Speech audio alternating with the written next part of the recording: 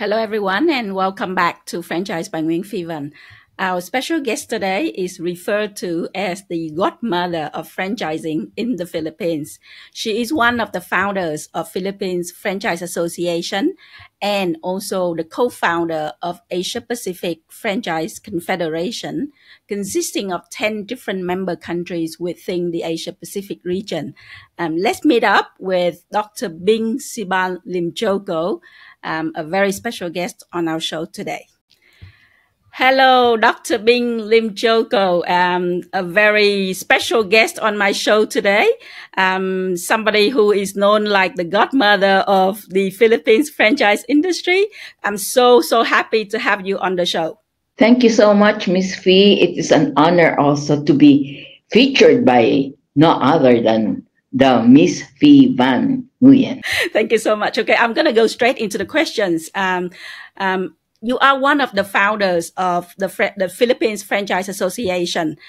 So I would like you to maybe let the audience know a little bit more about PFA, when it was established and when franchising started flourishing in the Philippines. We started the Philippine Franchise Association in 1995 because maybe 2 years before that, in 1993, with the Philippine Retailers Association, we had a franchise seminar in the Philippines, and it was a sellout. If the room was good for 280, maybe we had 350 who were attending. So it was jam-packed, and many were standing. So in 1994, we said it's really about time for us to set up the Philippine Franchise Association. So we got the board together, and finally in February 1995, we set up the Philippine Franchise Association. We felt that there were many interested in franchising. At that time, though, there were only the big brands, foreign brands like the McDonald's, McDonald's, KFC, Kenny Rogers, and of course the local homegrown.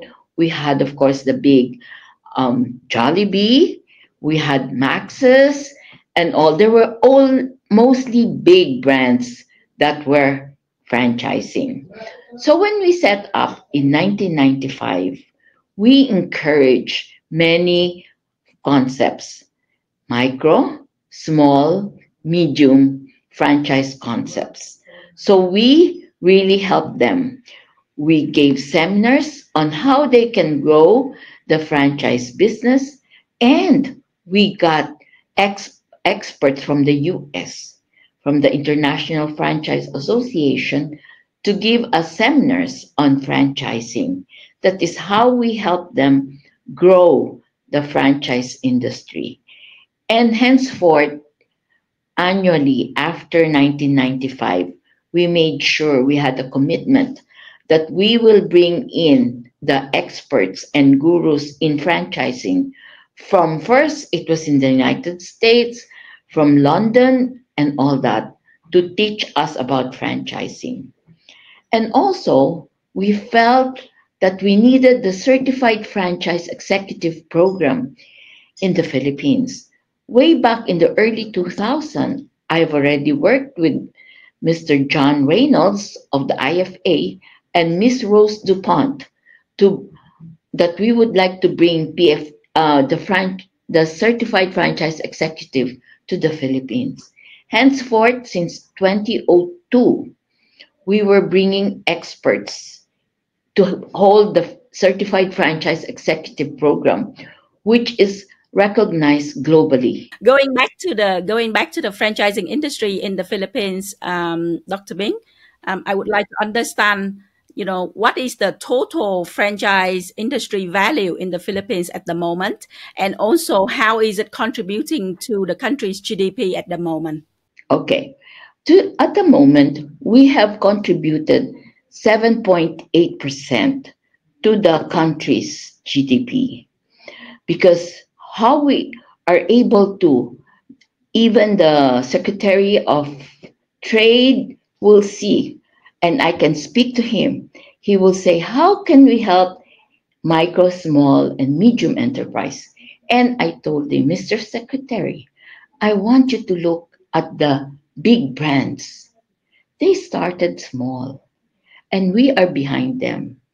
And I told him, we can have more of these brands. Can you imagine? They are able to give jobs. First, they also can generate entrepreneurs, many entrepreneurs, because maybe the franchisees, they don't know much about franchising. But when they get the brand and they employ people, they are successful entrepreneurs. And that is how we were able to build franchising by generating millions of jobs and also having more entrepreneurs. And we would really be so happy because they were nobody before, and now they are up there, and we are really proud of them. Many brands, not only the Jollibees, Max's, and all. Do you know we have that generics pharmacy that started with one store in 2007, and now they have more than 2,000 stores. That is the drugstore selling generic medicine. And we have also small brands like the Potato Corner, which we feel is so simple. It's only French fries with flavors, and they are now in 6 continents. It's so simple, but we're able to export it. So we believe it is through the franchising method that we can help build entrepreneurs and generate jobs, thousands of jobs, so that, because it's easy for them to learn how to produce it because there's an operations manual that will guide them. And there's a system also that they have to follow. And because of this system, it makes it, there's a standard when it comes to franchising. And I believe we have created many entrepreneurs already. Because right now we have about 2,000 brands. And when we were starting, maybe we only had a couple of brands, maybe less than 200 brands. And when we grew not only the big brands, but we grew the micro, small, and medium brands also. And I'm very happy that they are up there because they have grown from one to many using the franchise method. Wow, that's amazing journey for you. I mean, 7.8% is a significant percentage or contribution to the GDP of the Philippines. Do you see this percentage going to be increased in the future as well? And is the government paying a lot of attention into franchising as a way to help micro, medium, and small entrepreneurs in the Philippines? Yes, I told them before, when we were starting franchising, I could hardly fill up a hall with the brands. And our last franchise show, last October, we were able to occupy the 2 floors of the SMX, which would have about 700 brands, 700 to 800 brands. Big brands, because when you enter, it's very different from the one in Malaysia. When you enter, it's really another grand, big, maybe 6 square meters each in the front. And then of course it becomes smaller, 18, and the smallest in the ground floor is 18 square meters. Then on the second floor we would have the 9 square meters and also the small ones. Can you imagine? And we really have an incubation center wherein we would like to encourage them. And for me, that is my mission. I want to help them grow from the micro to become small and medium. And it gives us fulfillment to see them really grow And when they grow, not like others, the other concepts, now you see them, now you don't, right? But when it comes to franchising, you see them small, the next time they're medium and they're large and they keep growing. You just can't control them anymore because they grow through franchising. And with that, I'm really proud of where we were able to bring the small entrepreneurs, how they are growing. And we are there to support them. Philippine Franchise Association brings in many speakers to help this, to nurture them to grow. We believe that is the way we will help our members by helping them getting more uh, gurus and experts to teach them about franchising. So your incubation is more on helping the brands to learn about franchising, the standards of franchising, packaging the brand so that they can franchise domestically and also internationally. More the help, the knowledge, the support, the guidance, and mentoring than financial aid. I just want to go back to the industry as a whole, and I would like to ask you on where the international brands versus local brands are. How many international brands are there in the franchise industry in the Philippines, and how many brands are actually local? Okay, when we started the Philippine Franchise Association, majority of the brands are foreign. Maybe they were 60-40. But now it's the other way around. We have 70% homegrown, 30% foreign. Yes. So we were able to develop many of the homegrown brands. On that point, Dr. Bing, I would like to extend another question and ask you which are the key sectors in the Philippines franchise industries at the moment, and what do you see as the fastest growing in the past few years and into the future? You know, I must admit, uh, food is really number one. And food continues to grow. You know why? Because we eat 5 times a day. We have breakfast, the snack, lunch, again snack, dinner. Some 6 times a day. Because before going to sleep, they eat again. So that's why the franchise business in food have really been flourishing and will continue to flourish because Filipinos, we eat how many times a day? Yeah, so and much appreciated. The food is much appreciated in our country. And what are some of the fastest growing sectors do you see beside food in the Philippines? Beside food, we have also the service sector. The service sector would be like the beauty and all those, because right now there's so many that can help you look young, anti-aging and all. They are so popular. And of course, anti-stress.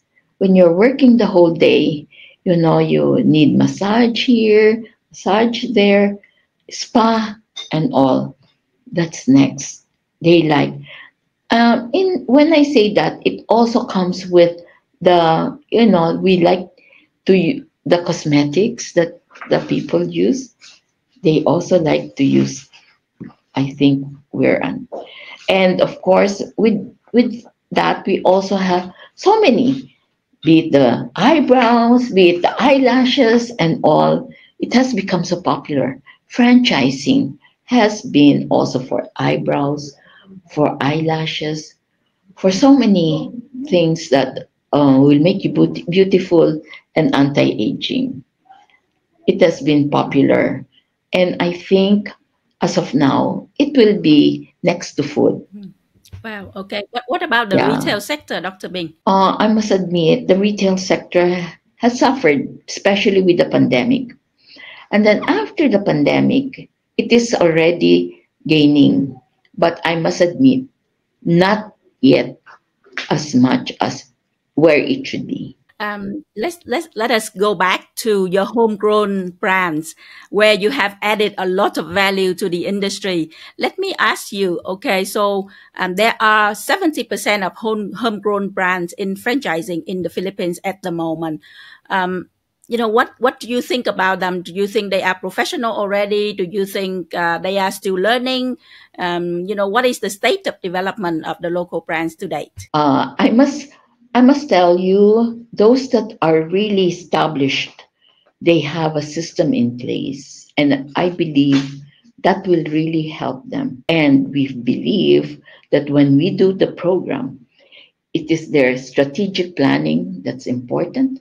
And with the strategic planning comes what the financials, because for them, the win, win, win. With the homegrown local franchisors at the moment in the Philippines, and you've met a lot of them, you've mentored a lot of them. What are the top challenges that they face in growing their franchise systems in the Philippines? If I'm asking you top three in terms of challenges, what would you say? Many of them, they don't have the good locations. The locations, maybe because, you know, the good locations would cost so much for them. So sometimes they just end up a franchisee from far away. I have this location. Sometimes it's not the right location. So number one is location, location, location. So I mean the others, if they close and get a better location, it improves. So many of them that are not doing well, wrong location. Anything else, Dr. Bing, from apart from locations, any other challenges that they face? Oh yes, also the train how the employees are trained. It takes quite some time. Yeah, because sometimes they get these people, they're already used to how to do it, but better to retrain them from the start. So the training is very important. So let me change the subject a little bit and maybe putting your PFA hat down and putting on your APFC hat. As vice Okay. chairwoman of the Asia Pacific Franchise Confederation, maybe you can let the audience know a little bit more about the entity, the organization, when was established, Yes. and why did you actually Yeah. found this particular organization in the past? We co-founded the Asia Pacific Franchise Confederation because we feel we have similar culture compared to the World Franchise Council. When we attend, they're all white. First the white Europeans, the others also Americans and all. What about us? We also have our strengths. So why don't we work together, build on our strengths? We will get there if we know how to, you know, nurture our strengths. Because sometimes we always feel, oh, they're big. How can we get there? You know, what about us? We individually, individual countries, we have our strengths. Why don't we learn from the strengths of our neighbors? So we feel the Asia Pacific Franchise Confederation, when it was formed, it made us get out of our shell. Like we have our own strengths. Let us bring it out and work together with the same goal. I would like now to step back and zoom out and ask you about the franchise industry as a whole, in the world economy. And what is your point of view in terms of how franchising is helping the global economy at the moment? I really believe the success rate of franchising is 90%. If we're able to do it well, if we're able to have more voice in my country, when I talk to our Secretary of Trade, I would say, I want to see more small brands. I want to see them grow. And if I grow them, I will tell him, you will be so proud because they were nobody. Many of them, nobody. but you can make them grow. You let them out, let them shine. And many can shine because the method that we are using is franchise method and the success rate is 90% and there is a system in place already. So if they replicate, follow that system, it will grow faster than coming out with their own ideas and then maybe they will fail and no more, maybe how many out of 10, maybe 6 gone. But the franchise method, 90% out of 10, 9 are still there. So the development is much faster. And I really believe in it. I can feel your energy, your belief in the industry so strong. Yes, because I have seen them. You've been there and done that. You've Yeah. seen the brands grow and succeed, not only in the Philippines. Yes, and how they're able to generate jobs using what they know. They don't have to, rethink what they know. That one, they will replicate it with the franchisee, and the franchisee will just copy and generate jobs. And I've seen it. Since you believe so much in the industry, can I ask you the last question as Sure. to what do you see as the future of franchising globally? Do you see positive development in the future? What are some of the thoughts that you have for the future of franchising? For me, the franchise industry is definitely the way to go. The future. Why? I want to develop more. It's proven already. It has been proven. And if we have a brand and we want to franchise it, meaning there's already a system in place, a successful business that is going to be replicated. And it will be a faster way of growing rather than I'm not saying let's not come up with new ideas. Maybe that new idea, we have to see how we can grow it and if we can franchise it because we know what made it successful. And if we franchise it, the success rate will be faster. And I'm going to go for it. Franchising is the answer. Franchising is the answer. That's a very strong statement from the vice chairwoman of APFC for all of us today. So thank you very, very much, Dr. Bing, for being on the show. Yeah, thank you. Thank you. So can you feel the positive energy and the confidence that Dr. Bing has given us on franchising today? I'm super impressed and obviously look at her as a role model to continue to be an activist for the development of the franchise industry in Vietnam. With the Philippines share of local homegrown brands, as you have learned through her, up to about 70%, I'm sure that we would like, to see that happening in Vietnam as well, right?